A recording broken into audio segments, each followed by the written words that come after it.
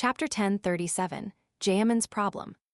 After hearing Miss Justice, Derek very enthusiastically replied, "Our City of Silver's warehouse likely has the complete brain of an adult mind dragon. I'll inform you after confirming it when I return." He originally wanted to say that even if there was the complete brain of an adult mind dragon, it was most likely filled with madness and distorted mental corruption. But after seeing the bronze cross, he felt that it wasn't a problem.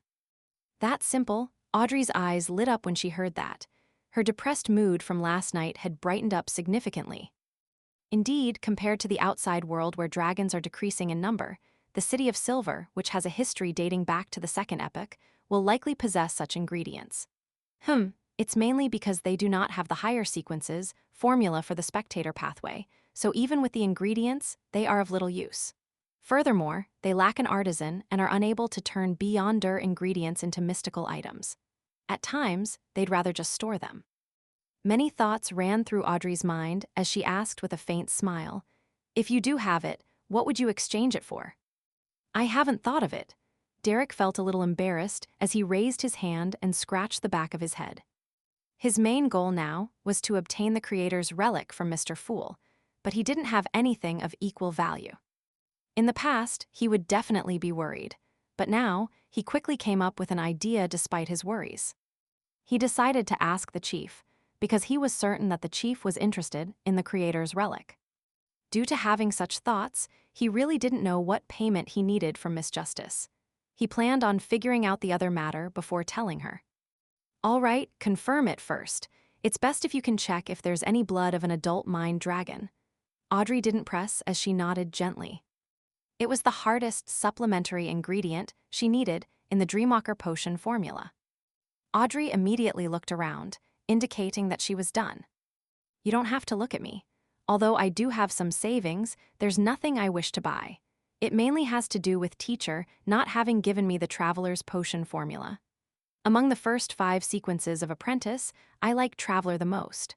I've always been looking forward to heading to different places to take in their vistas and delicacies.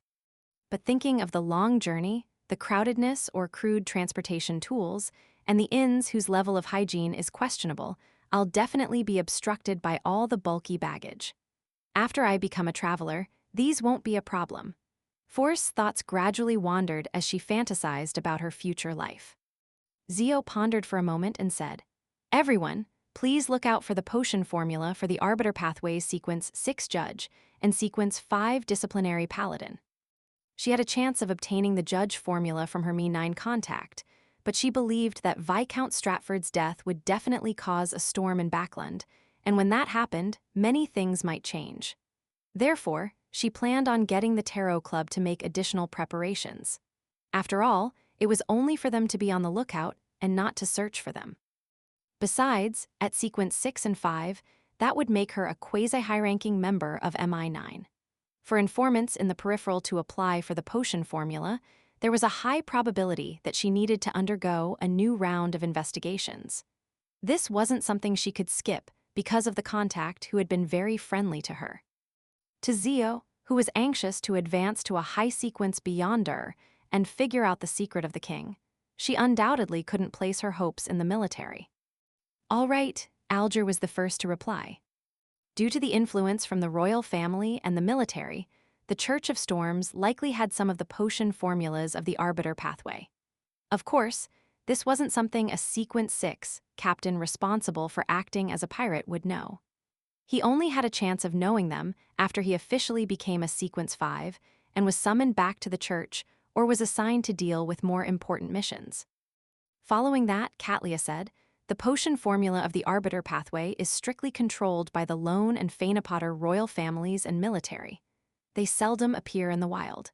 However, I can try to help you obtain it, but not able to guarantee you success.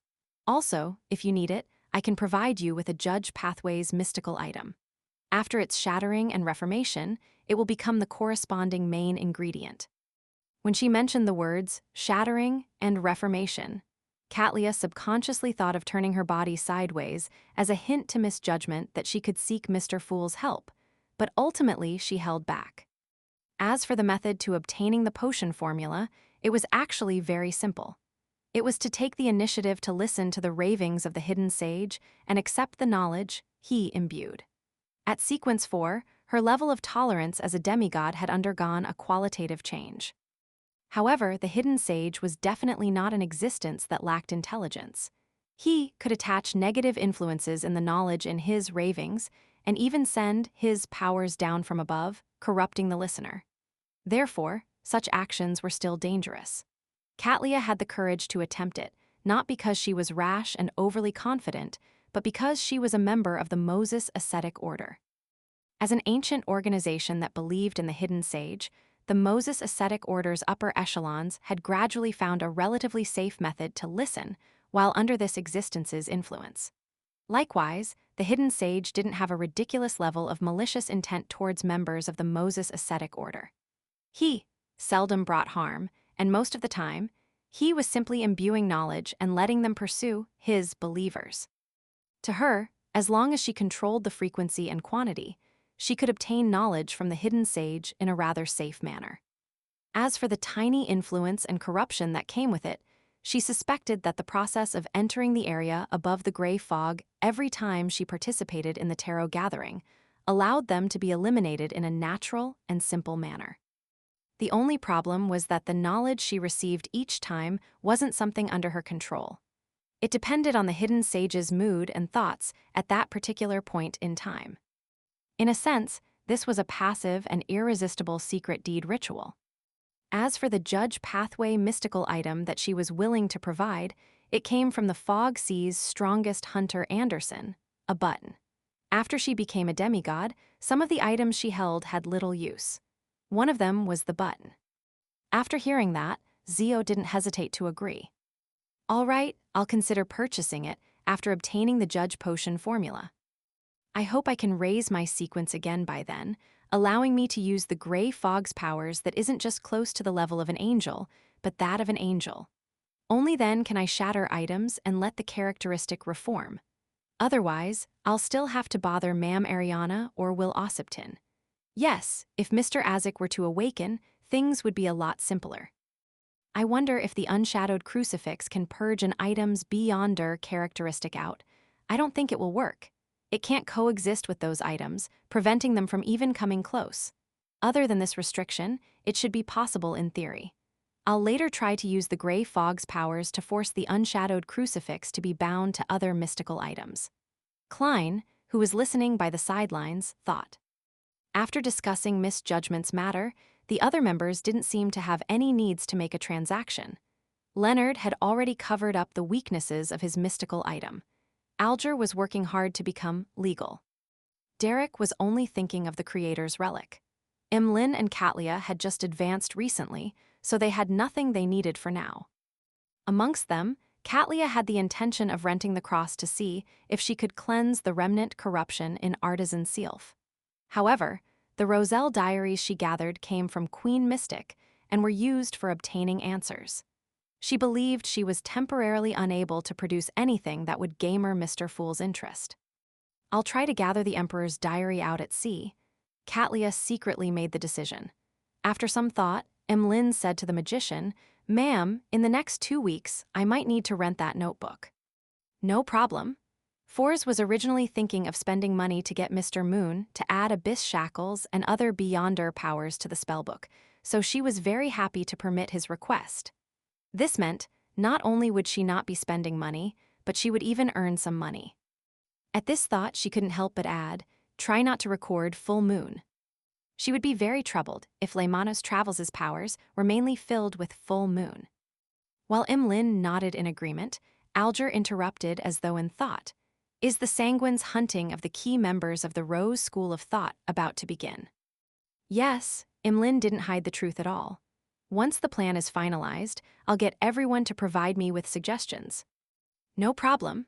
The first to answer was the Hanged Man, but the world Gehrman Sparrow, who had been sitting silently at the bottom end of the long bronze table. He's interested in this. Not only did Emlyn think this, but the other members also had the same idea no matter how slow they were.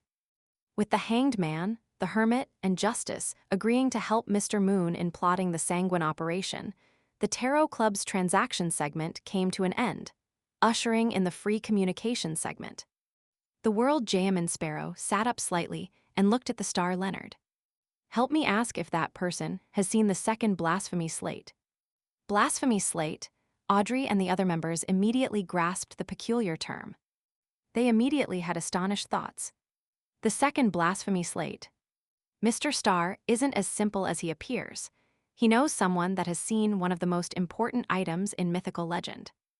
Other than his identity as a member of the church and official Beyonder, he had other secrets. No wonder he has joined the Tarot Club. Leonard jumped in fright as well, never expecting Klein to raise such a request. After a few seconds of silence, he exhaled and said, "Okay,